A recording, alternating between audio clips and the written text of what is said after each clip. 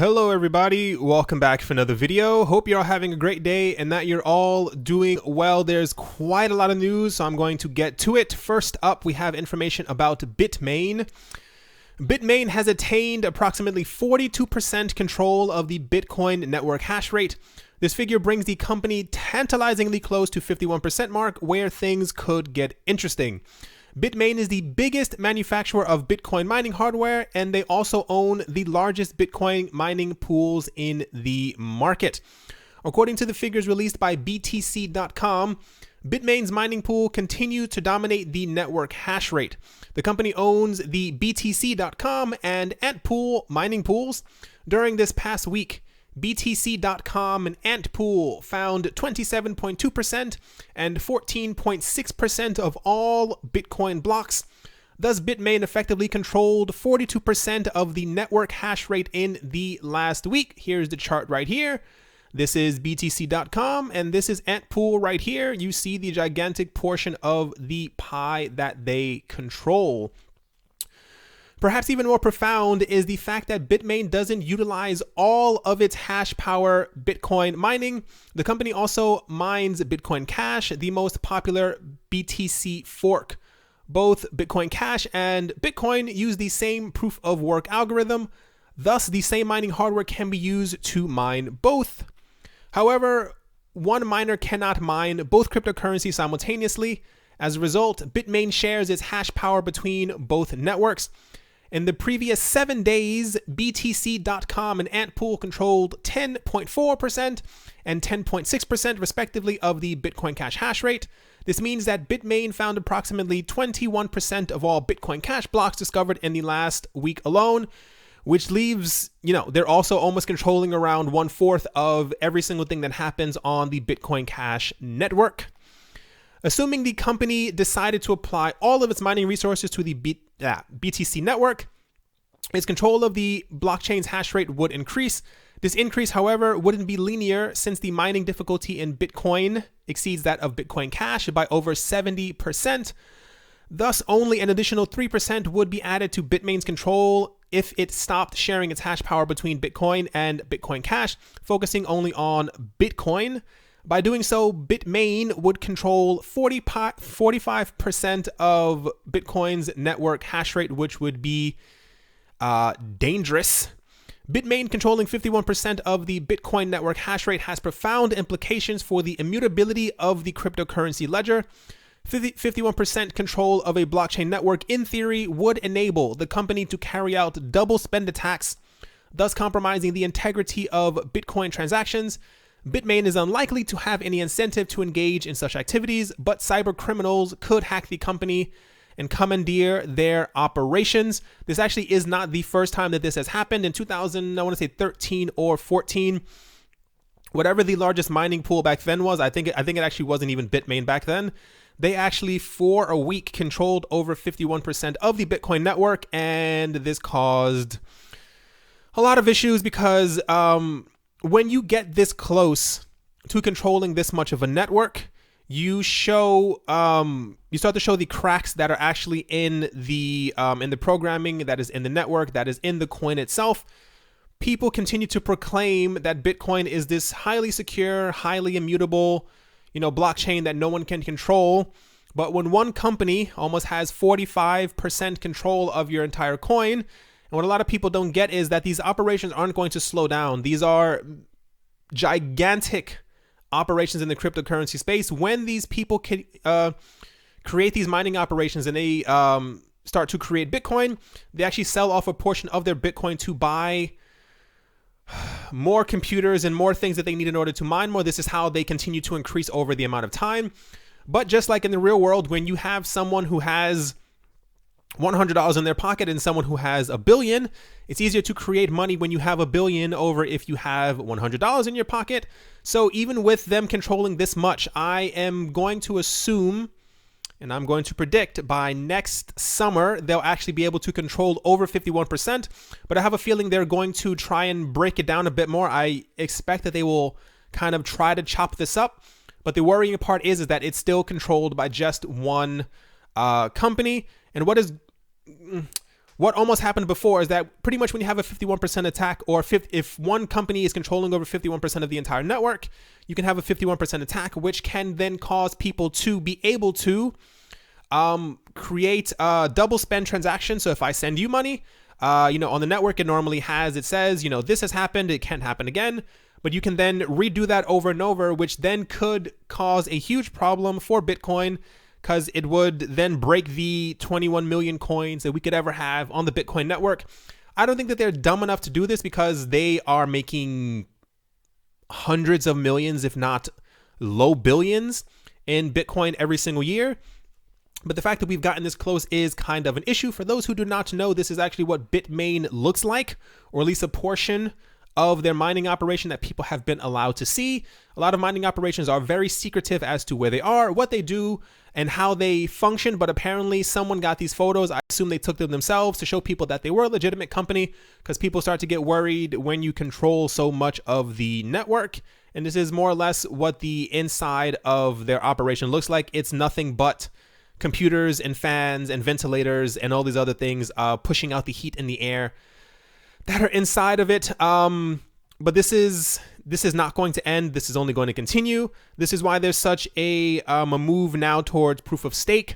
I don't think Bitcoin will ever move towards proof of stake, because it's not financially in the cards for any of these companies to be able to. If the moment you switch over to proof of stake, then me and you can then start mining Bitcoin, and the major companies don't want that. But that is for another video that I probably will never make, because there are too many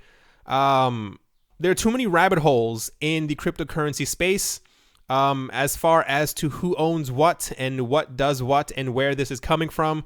And I'm not trying to dig too deep, because Bitcoin is actually kind of a mess. Like I always say, do your own research. And if you do your own research, you'll see that Bitcoin it's more or less like one gigantic monopoly. And that's literally all I'm probably going to ever say about this topic.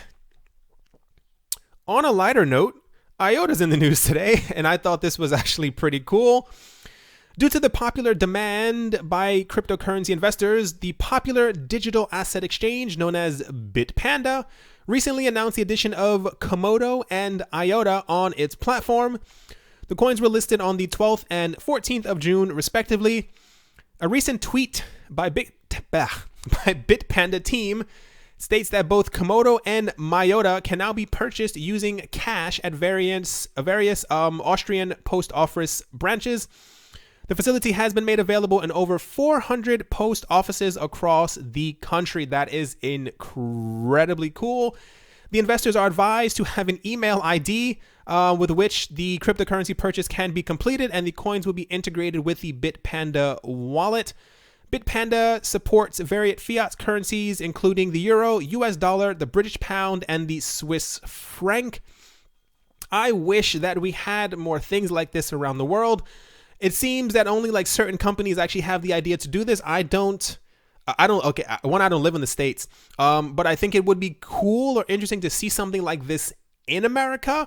The odds of this actually happening in America are slim to none because of the entire SEC security thing. I don't think that many post offices or companies will be able to sell securities anytime soon, especially to everyday average people, because, ICOs are evil and they don't want people touching them. But for other countries that exist around the world, I think, this definitely needs to happen. This is happening also in Japan. I think they did this in, what is it called? Where is Ljubljana? Can't remember the name of the country, and people are going to tear me apart in the comment section. I can't remember the name of it. Anyway, wherever Ljubljana is, I can't remember the name of the country. So sorry. I actually had a flatmate who was from there, so that's really bad. I think they have like their own, what was like their crypto mall or something like that. It seems to be spreading, not as quick as I would hope that it would. But the fact that you're able to actually buy cryptocurrencies inside of post offices is kind of remarkable. I hope this ends up spreading, because this is how you increase adoption.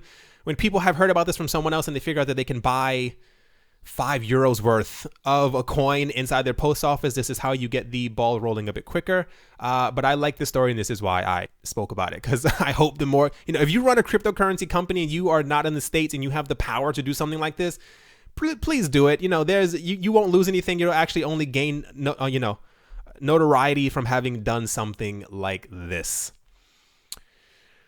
TRON is in the news today.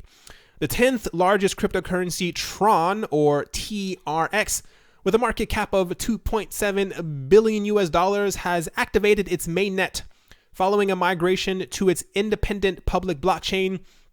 According to a blog post, this happened yesterday. It happened at nighttime, and I was like, I'm not going to make a video at like 11 o'clock at night over here. It's just not going to happen.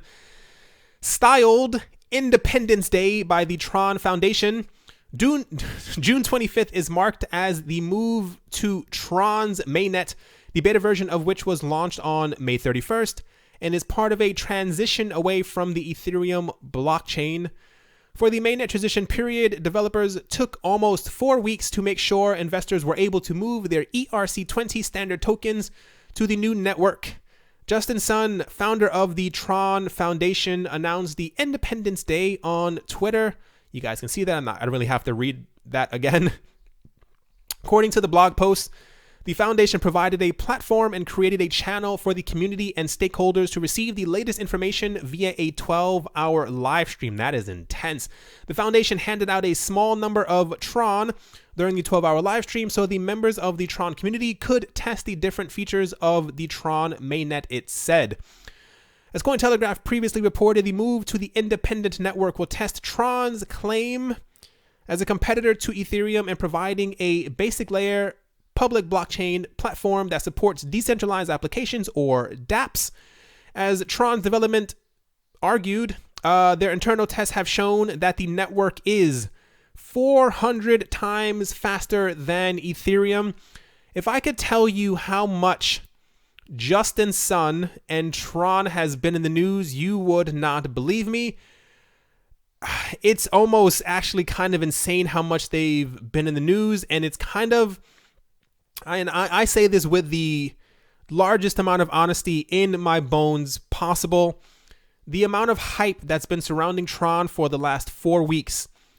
TRON, wherever you are out there, if you are able to go 400 times faster than Ethereum and you are claiming to be an Ethereum killer and you can pass by Ethereum, you have my blessing. Please do so. I think the bear market has kind of gotten to me, and at this point, I kind of want coins to prove it.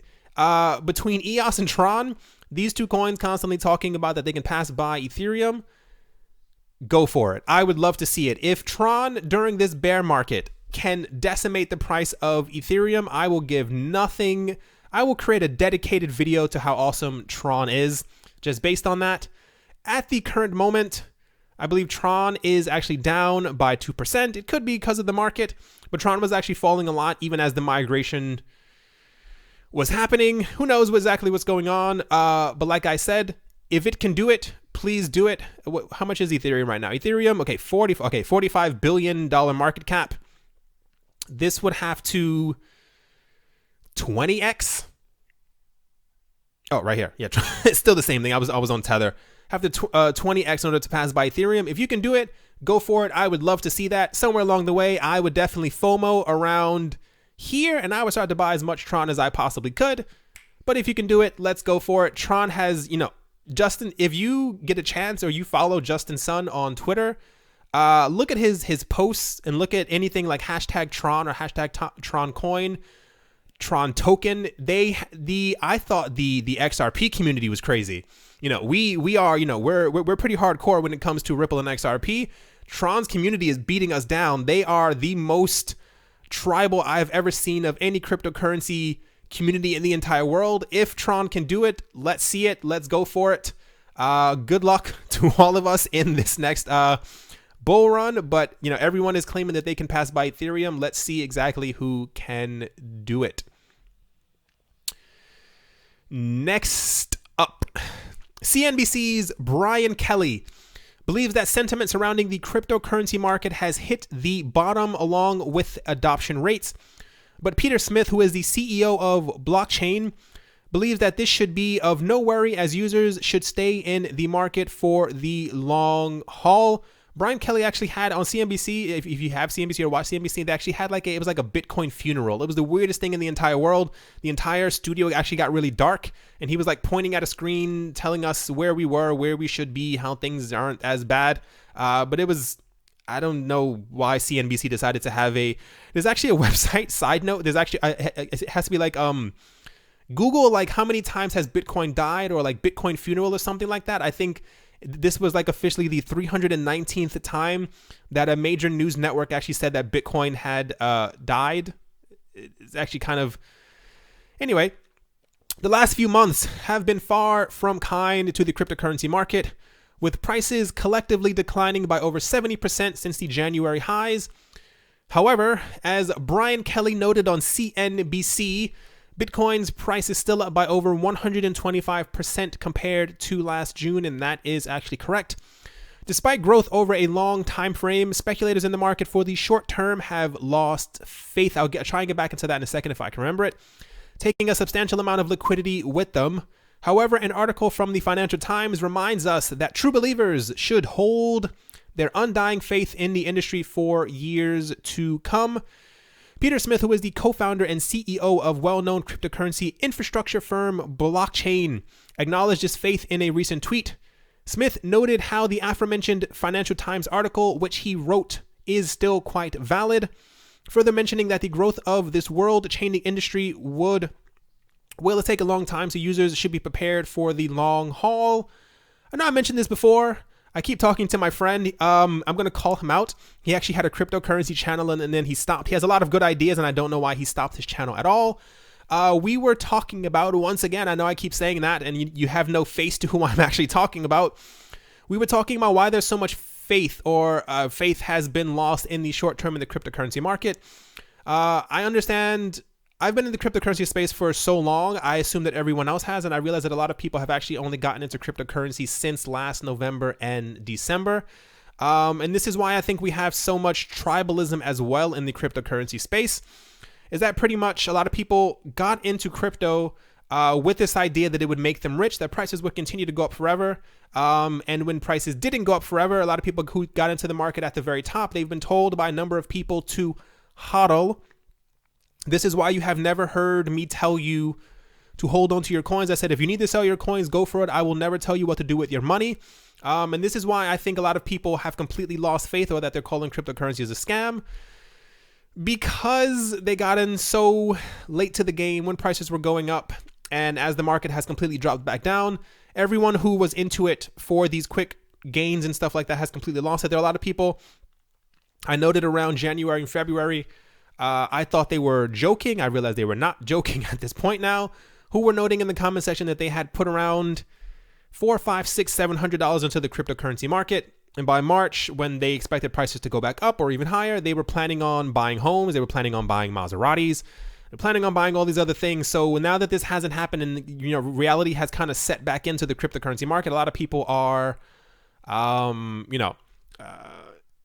they've been shaken from the tree, as a lot of people have been saying in the comment section below. I think this is only going to continue to happen. If prices continue to go back down, I think only the hardcore true believers will actually stay in the cryptocurrency game. I'm in this for the long haul. I definitely am. At some point, I probably will start to cash out of my coins. I'm not, I also want a nice house on the top of the hill overlooking the beach. I also want nice things. But I'm definitely, I won't be selling everything. I'm going to be this for a very long time. But I think as of now, because of the bear market and where we are, I think a lot of people are definitely out of it. But you have to think, and I've said this before, Bitcoin is 9 years old. The cryptocurrency market as it is now is only 3.5 to 4 years old. We hadn't had any growth for a very long time in the cryptocurrency market. You have to keep in mind, like I said, if you want to sell, go for it. It is your money. But just always pay attention that we have all these bankers leaving the banking industry who are coming to cryptocurrencies. We have these mega corporations who are mining cryptocurrencies, who are in it for the long haul. And it's kind of, it says something for the long-term growth of cryptocurrencies. Even mathematically, when it comes to mining these coins, where some of the prices will be in a couple of years. I know a lot of people who sold their coins last April, last May.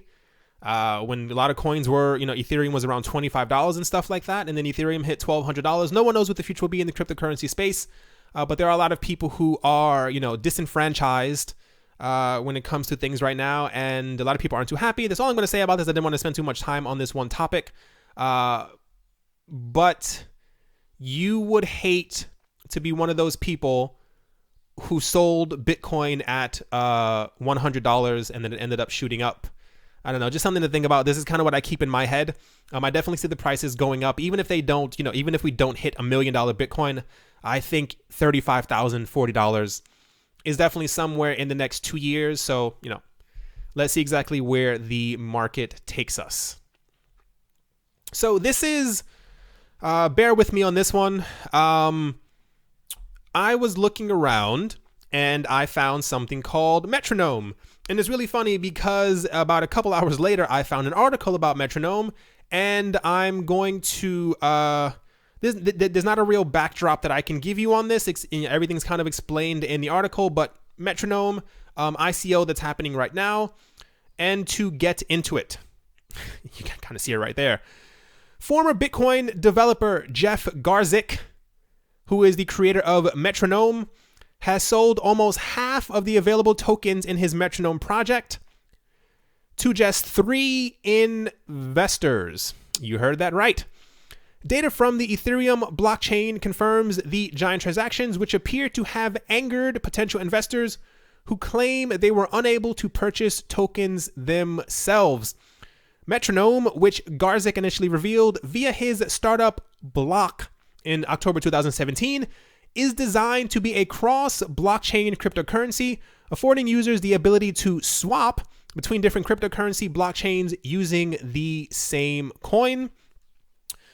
Coming at the height of Bitcoin community controversy over SegWit2x, which Garzik endorsed, Block nonetheless claimed Metronome would constitute a 1,000-year cryptocurrency. Oh, so this is the other thing that you have to keep in mind when it comes to cryptocurrencies now. When people are creating their ICOs, a lot of the ICOs, remember I said before, the one thing that you had to post in your ICO in order to be relevant was that you could eventually do 1 million transactions per second. The new thing that everyone's posting in their ICOs is that they are an undying currency, or that their coin will last for 1,000 years. I guess the significance is in 1,000 years, none of us will be here. So it seems like this long-lasting computer code that will go on forever. And this is what is going around. So if you see any ICOs that say they are 1,000-year cryptocurrency, not saying to watch out, but just pay attention. It's kind of the same thing that they were talking about before when everyone claimed that they were able to do 1 million transactions per second. Institutional investors should be very excited to see this, said the co-founder, Matthew Rozak. At the time, he was quoted by Bloomberg. Not going to say what the tweet says. Developers decided on a total of 10 million tokens for Metronome. Keep that number in mind, of which 8 million became available during the ICO. 20% of all Metronome tokens are actually given to or are being kept by the team who created it. The remainder were kept by Block. There we go. The sale came in the form of an autonomous descending price auction in which the price per token lowers with time. As time progresses and Metronome remains available, the auction price will decline linearly until the auction ends or all Metronome are sold, developers explained on the project's GitHub. Before the sale ended on June 25th, however, complaints began to surface on social media about a sudden buy-up of the vast majority of available tokens, which meant most other purchases failed.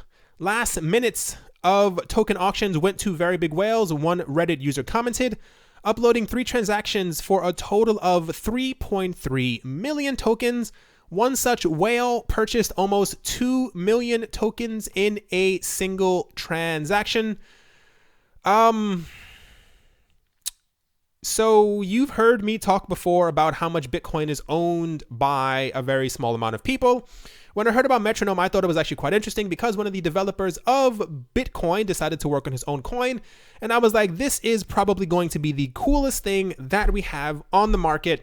In my head, he was going to create anywhere from 1 billion to around 10 billion tokens. This seems to be the number that is usually given out now when people are creating new projects, because we have 8 billion people on Earth. So the idea is that to create a currency that essentially everyone would be able to have one of in their control. That's not how the world works, but this is kind of the idea why we have a lot of tokens that come out with the the billions of coins.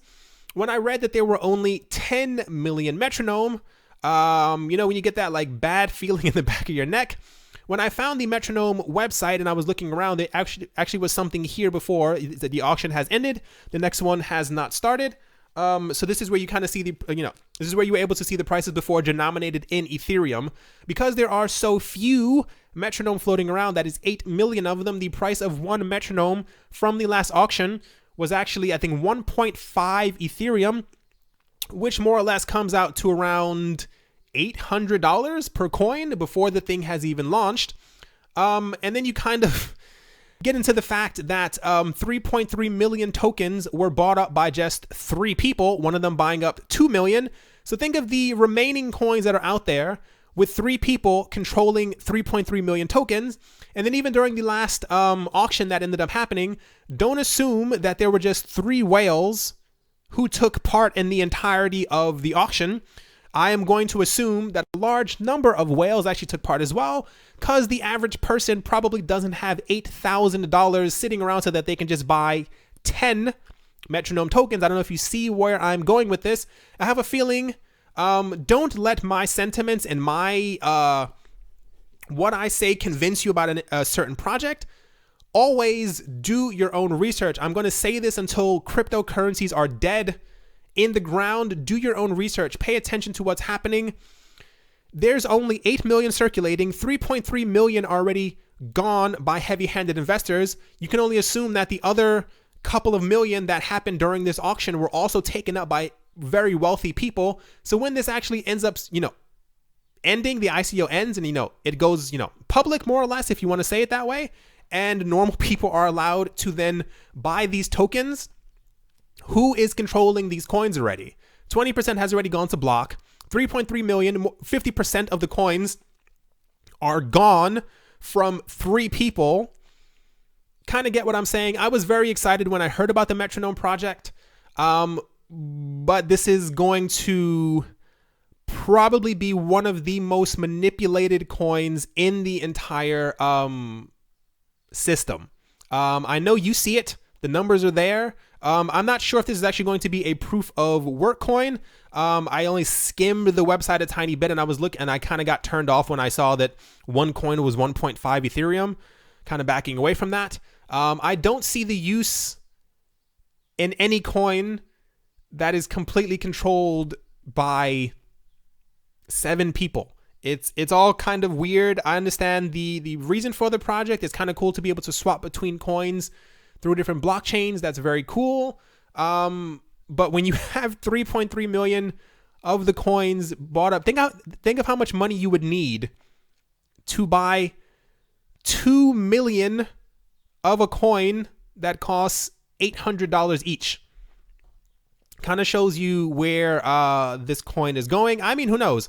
This could be one of the largest coins in the entire world, because most of the coins that'll be floating around won't actually be floating around. They're going to be in hard war. I'm not going to spend too much time on this. Whatever. I saw this. I like the idea. I don't care for the idea. If you like the idea, definitely go for it. This is the website. It is metronome.io. I was going to say this is definitely not a paid, advertising. But I think I've made that fairly certain with my thoughts on the metronome project.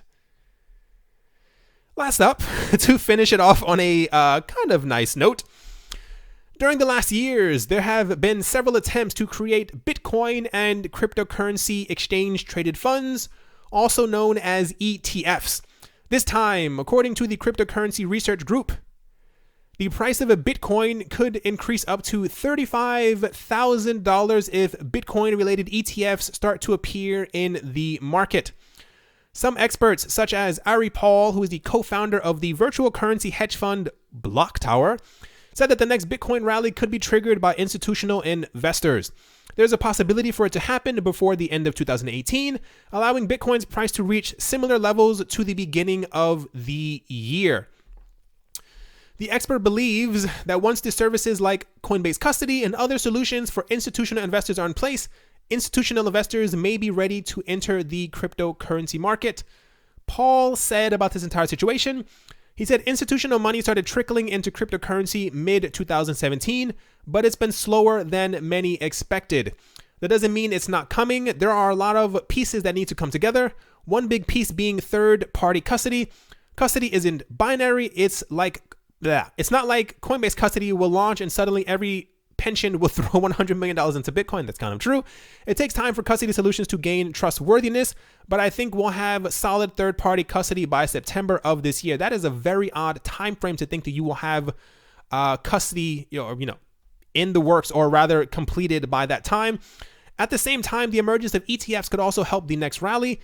Researchers at Ironwood, that is an interesting name, think that these exchange-traded funds will be the fuel for the next mid-term rally. The Winklevoss twins are working in order to create their own ETF called Coin. Just a number of things, actually a lot of things, if I can remember all of them. When it comes to the entire Coinbase custody thing, Coinbase has made Coinbase Pro, Coinbase Custody, Coinbase ABC, all these other things that they've been making. I read an article yesterday and it was saying that so many institutions are focusing on the big money, but they're forgetting that the small money actually helped the market hit $20,000 in the Bitcoin price last year. There's such a huge focus on these people just focusing on the richest of the rich. They don't realize, like I've said before, not everyone is extremely rich. They're focusing, at least in my opinion, I think as well. It's great to have, solutions or something for rich people when they decide to get in. But if you focus too much on them, normal people start to leave the market because they feel that it is no longer for them. It's not in their best interest. And why should they, put their money into it? This large focus that we've been hearing this entire year since February about institutional investors getting into the market, and they're not. We don't know what what will actually light or, ignite the entire market, or what will be the cause. We've heard this constantly, that all these heavy-handed rich people are going to get into the market. They're not here. No one knows exactly what's going on. When it comes to the Bitcoin ETF, they've been trying to launch this, I think, at least since 2015.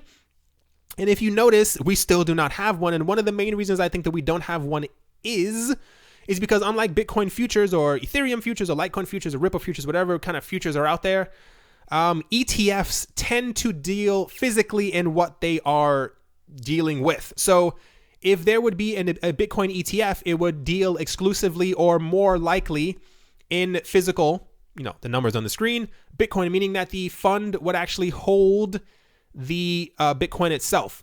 The problem is that the moment a government does this, you legitimize the entire space. This is why we had the news a week ago from South Korea. They said that they took their time to regulate the industry because they feared that it would give the industry the legitimacy that it needed to move forward. Not even having to read between the lines there, they literally, when a government, like I said before, when the US government said in 2012 that they said the Bitcoin was legal tender, it is legal in the country. They said something about it being legal. This is when the price went up from $50 to $1,200 over the course of like 2.5 days. The moment the US government, or especially the US government, comes forward and says that they are going to allow Bitcoin ETFs, meaning that Bloomberg, NASDAQ, every single rich family in the world can create their own Bitcoin ETF, they're going to start buying or more physical Bitcoin than they already have. They're going to start buying more Ethereum. We're going to start buying more Ripple. Going to start buying more Litecoin, Cardano, every single coin. And they're going to start making ETFs based on this because the Bitcoin ETF is already legal. Thus, every single other one should then in practice also be legal. But you would give so much legitimacy to exactly what's going on. This is going to drag a lot of money away from the traditional market. If you have the chance, I know that I say this often, click on CNBC, read, I know a lot of people don't care for CNN, just read CNN, read Fox News if you have to, read exactly what's happening in the stock market. Stock market isn't doing too well. The leader of the country is trying to create trade wars that are causing the market to fumble. And if the market can, the stock market continues to, fumble, fall down lower, and we get news that we can then have legal Bitcoin ETFs, the market is going to completely go insane, because this kind of all, goes into it. There was something else that I wanted to talk about. I can't exactly remember. It was somewhere else in this. It has something to do with institutional investors. But long story short, this is probably what's going to bring us into the next phase. A lot of people are still waiting for on the regulations. I'm going to say it's going to happen 2019 at this point. I don't know what the SEC is exactly waiting for. You saw my other video. I don't know what this could be it. It could be something where, we have seen crypto go higher just on the voices of governments saying, this is happening. This is good. Definitely get into this. This is legal. This is legal tender, like in Japan. This is why cryptocurrency went crazy in Japan.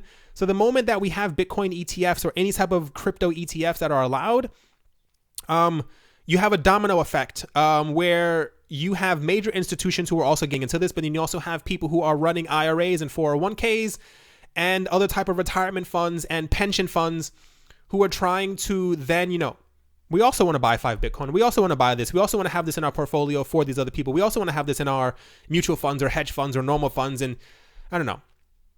You kind of get what I'm saying. But I think it's being held back on purpose. Like I said, the Winklevoss twins have been have been trying to do this since around 2015. And this is why I think that it hasn't happened. I think we would have a very different market if we had Bitcoin ETFs. I don't know what they're waiting for, but this is kind of at least my theory as to why it's taking so long, because there's nothing legally really stopping them from allowing Bitcoin ETFs. Is that a lot of them have been filed and they've been shot down with no real answer as to why they have been shot down. Simply saying that we don't like this clause, we don't like what this has here, we don't like that you'll be doing this, and it's kind of all BS because other ETFs have been launched and they've not been the greatest ETFs. Anyway. All right, everyone, that's going to do it 100% for this video. This actually even isn't all the news. There's a lot of stuff happening this week. I think we end up having the situations where there's barely any news around the weekends, but sometimes as we get to the middle of the week or closer to the middle of the week, just a huge amount of news ends up kind of tumbling out. Hope you guys enjoyed. Hope you guys have a great day, morning, afternoon, evening, wherever you are, wherever you might be. Hope you guys enjoyed. Thank you once again for all the support, and thank you once again for watching. Let's hope that this actually ends up changing. I don't see it changing anytime soon. I have a feeling, like I said, by June 2019, there's going to be a lot of commotion in the Bitcoin market because I think someone's going to definitely end up being able to control 51% of the market.